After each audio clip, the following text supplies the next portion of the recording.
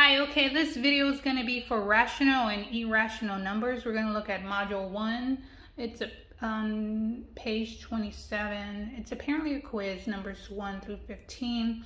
So the first one is the instructions are write each fraction as a decimal. So we're going to come right here. Number 1, the original fraction is 7/20. So then we're going to set that up in division form. So we're going to divide 20 into 70. We're going to do a decimal point. So that is 20 times 3 is 60. We're going to carry that down. So we have 10 remainder over, drop down to 0. And then 20 times 5 is 100. Therefore, we're going to be left with 0. So the answer is 0.35. So now let's come to number 2. Fraction given is 14/11. We're going to do the same thing, long division. We see that 11 goes into 14 one time, giving it a remainder of 30. Drop down to 0. And then we're going to see 11 goes in 2 times, gives us 22. Therefore, we're going to have an 8 remainder to bring that down. Then we're going to bring down to 0. So then we have 80. Then 7 times 11 is 77. Remainder of 3. Bring down another 0, so we're going to see that's 22. So we see it's a repeating pattern. So then our answer is going to be 1.27 with the repeating bar over the 27. Then we're going to come to problem number 3. It's going to be improper fraction. So we have 1/7/8. So we convert that over to 15/8. We're going to do long division. So let's come to the other side. That's going to be 8 into 15, that's 1 time, that gives us 8. We're going to have a remainder of 7, bring down to 0, and then 8 times 8 is 64. We have a remainder of 6, bring that down, and then bring down another 0. So we have 60, 8 goes into 60, 56 times 56, so that's 8 times 7 gives us 56. We're going to have a remainder of 4, so we have, bring down to 0, so 8 times 5 gives us 40, which makes that 0. The final answer for that is 1.875. Let's turn the page over. Then we're going to come to the next set of problems. Find the 2 square roots of each number. The number is 81. So basically we want the square root of 81. We know that the positive square root of 9 times 9 gives us 9. We also know that the square root of 2 negative numbers, in this case we're going to have -9, -9, would give us 9. So the answer is going to be the square root of positive 9 times positive 9 for 1, and then the other answer is going to be -9 times -9 square root. Then we're going to come to number 5. Our original number is 1600. What's the square root for each of these ones? So we're going to see that 40 times 40, that is 1600, square root of 1600. So those two numbers together would be one of the square roots. Then we also see that -40 times -40 square root, that is also the other number. So it's going to be a positive 40 times 40 square root of that. And then -40 times -40 square root of that gives us the 2 square roots of each number. Now for number 6, we've got 1/10. It's just a fraction. We're going to put that under the square root.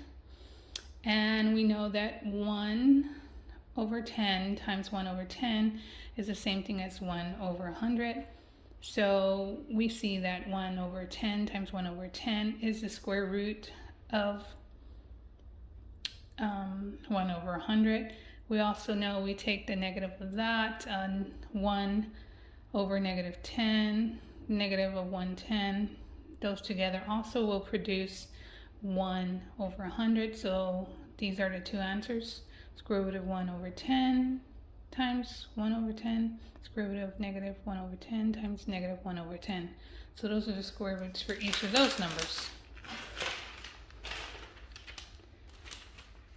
So then we come to number 7. Number 7 is basically just a question. A square patio has an area of 200 square feet. How long is each side of the patio to the nearest 0.05? So we need to find area of a square. Area is equal to one of the sides squared. So we were given the area is 200 square feet, and then that's going to be equal to the a squared. So we're going to take the square root of both sides.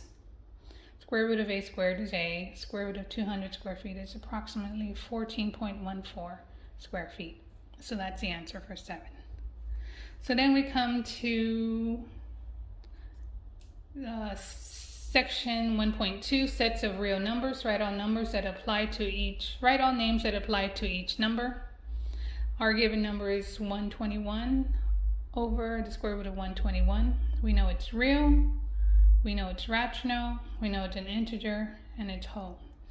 Just do an internet search for the real number set Venn diagrams, and it'll be easy to understand how you go in the sequence of events. So it's always real, then rational, then integer, then whole. So then we go to number 9. We've got pi over 2. We know that pi is still a real number. However, it is a rational number. Same thing like I said before. Go to the Venn diagrams, do an internet search on those, and you'll see them. Okay. Question 10. Tell whether the statement all integers are rational numbers is true or false. Explain your choice. True. The answer is going to be true. Integers are whole, positive, negative, and 0 numbers, which can be made into rational forms. Okay, so that's the answer for that. And then we are going to go ahead and stop for right now. Okay, so let's continue on with 1.3, ordering real numbers. Compare and write whether it's greater than or less than or equal to. So 11 is going to be the square root of 8 plus 3. So therefore we have to find the square roots on either side of the square root of 8. So in this case we're saying square root of 4 is 2, square root of 9 is 3. The 2.8 is what would be the closest square root to 8. So then we come down and say 2.8 plus 3 gives us 5.8. We come to the other side, 8 plus the square root of 3. So what are the square roots closest to 3? It's going to be square root of 1 is 1, square root of 4 is 2. We know that square root of 3 is 1.5. So 8 plus 1.5 is 9.5. Therefore, 9.5 is greater than 5.8. Okay, let's come on to number 12. Square root of 5 plus 11. We're looking for the square roots on either side of the square root of 5. Square root of 4 is 2. Square root of 9 is 3. And then we know that 2.2 squared is approximately less than the square root of 5. So 2.2 plus 11 gives us 13.2. Then we come to the other side to solve for the other side. And then we have 5 plus the square root of 11. 5 plus the square root of 11. The square root of 9 is less than the square root of 11. The square root of 16 is greater than the square root of 11. So then we know square root of 9 is 3, square root of 16 is 4. The 3.3 squared is approximately closest to square root of 11. So 5 plus 3.3 gives us 8.3. Therefore, 13.2 is approximately greater than 8.3. So now we're going to come to order the numbers from least to greatest. Basically, it's the same thing. Square root of 39 calculates to 6.24. 2 times pi is 6.28, and 6.2 repeating is just 6.2 repeating. So we know that 6.2 repeating is 6.2222, and then 6.24 would be next, and then 6.28 would be the greatest number. So that's simple right there. We're going to come to 14. It's asking us to order these numbers again. So we have the square root of 1 over 25, 1/4, and 0.2 repeating. And then we know that the square root of 1 over 5 is the same thing as 1/5. 1/5 comes out to 0.2. 1/4 is 0.25, and 0.2 repeating is 0.2222. So order from least to greatest is going to be 0.2, then 0.2222, then 0.25. So that's the order of of repeating. So then we're going to take number 15 on this one. How are the real numbers used to describe real world situations? Basically, it just wants to know, why are we using math and learning math?